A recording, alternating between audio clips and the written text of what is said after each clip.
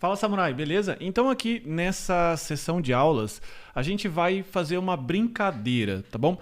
É claro que quando a gente fala de brincadeira aqui é com relação ao nosso aprendizado, mas a gente vai montar um playground aqui pra gente fazer algumas brincadeiras com sequelais, pra você aprender direitinho, tá bom?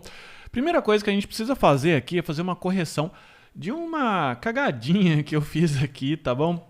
Então primeiro eu peço desculpa pra você de uma migration que a gente criou errada. Então a gente tem uma migration chamada contact. Então é uma migration que deve se chamar contacts, beleza? E aqui também a tabela deve se chamar contacts no plural e não no singular, tá bom? Então foi um errinho que eu fiz no momento que a gente criou essa migration em algumas aulas atrás. Então se você ainda não corrigiu, corrija para que a gente possa montar devidamente o ambiente. Depois que você corrigiu, essa tabela chamada contacts, ela não existe, então você vai precisar rodar uma migration de novo, tá bom? Como é que a gente roda uma migration? Yarn sequelize db migrate, tá bom? Então vamos lá, vamos que agora a gente vai fazer aqui novamente o processo de configuração do ambiente, mais uma configuração de um ambiente especial, que é o ambiente que eu já comentei, que é o nosso playground, tá bom? De novo, como é uma brincadeira, você não faz isso normalmente no ambiente de produção. Você não vai ter um arquivo chamado playground como a gente vai fazer, mas a gente vai aqui aproveitar ele, tá bom? Então você cria um novo arquivo, você pode chamar de playground.js, ok? Primeira coisa que você precisa fazer aqui é dar um import no database. Database, beleza? Como a gente fez aqui no map, beleza? Você faz essa importação. A gente vai criar uma nova classe aqui, class playground.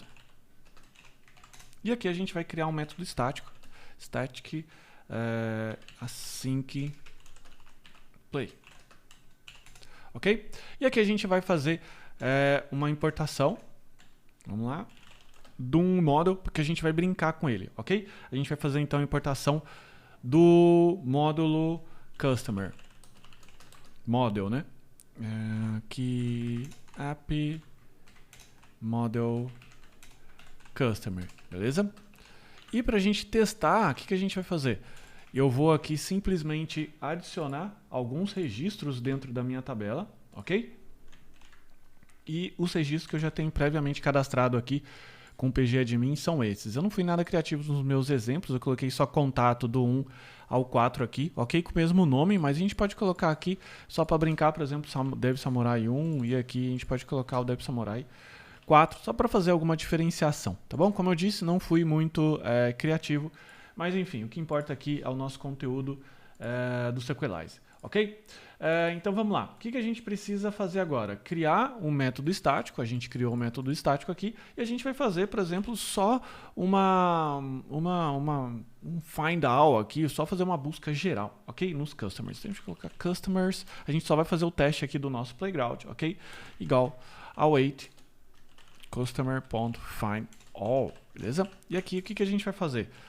Console.log, e a gente vai colocar aqui, ó, o JSON.stringify. Por que a gente precisa fazer isso? Porque a gente está aqui fora do ambiente do Express, beleza? Então a gente não vai executar esse playground aqui no Insomnia. A gente vai executar direto aqui no console, porque é um playground, é uma brincadeira, ok? Para isso a gente vai colocar aqui o customers, a gente vai colocar aqui null e vai colocar 2, ok? E aqui o que a gente vai fazer? A gente vai chamar essa classe .play.